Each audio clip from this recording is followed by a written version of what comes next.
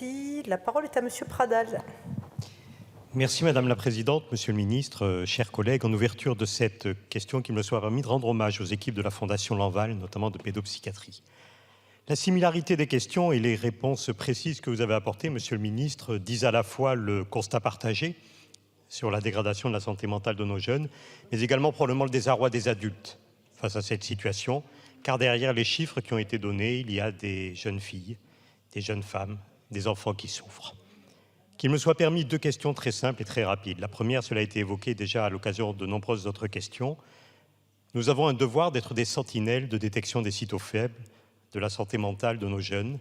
Comment mieux assurer la sensibilisation et la formation de tous ceux, adultes ou pas, qui sont en contact avec des jeunes et qui ont le moyen d'identifier que cela ne va pas, pour employer un terme trivial.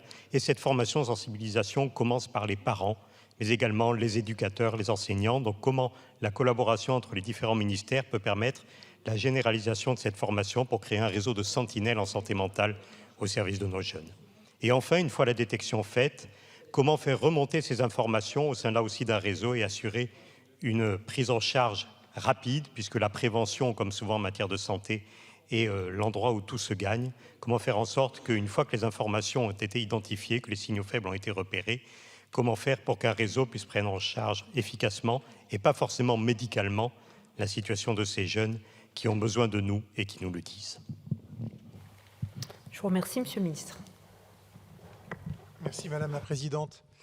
Monsieur le député Philippe Pradal, vous avez raison, la détection est une étape majeure et effectivement un jeune qui est accompagné le plus tôt trouvera une réponse qui est la plus adaptée à ses besoins et sans doute ne rentrera pas forcément dans un parcours même médicamenteux à partir du moment où effectivement cette détresse pourra être prise en charge très rapidement.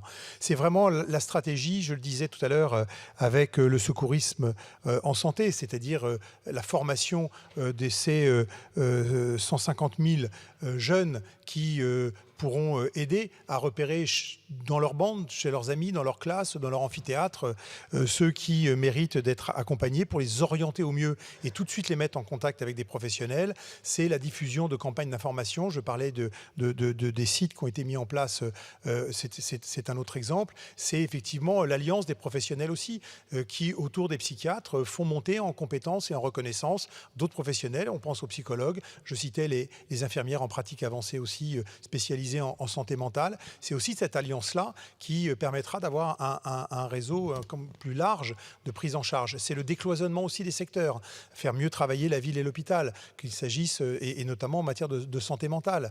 Et cet espoir-là, à travers les moyens donnés au CMP, c'est mettre au plus près dans les quartiers, dans les villes, des cabinets de consultation qui sont l'alliance du public et du privé et qui permettent d'apporter des réponses là aussi ajustées. Voilà, donc c'est un faisceau de réponses qui doit nous permettre effectivement de mieux prendre en charge ce qui est nécessaire. Et puis vous avez parlé effectivement de cette prise en charge rapide, c'est un enjeu.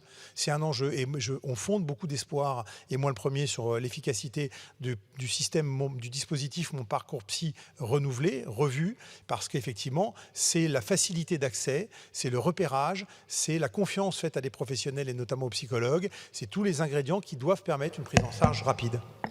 Je vous remercie. La parole est à Madame Cochert.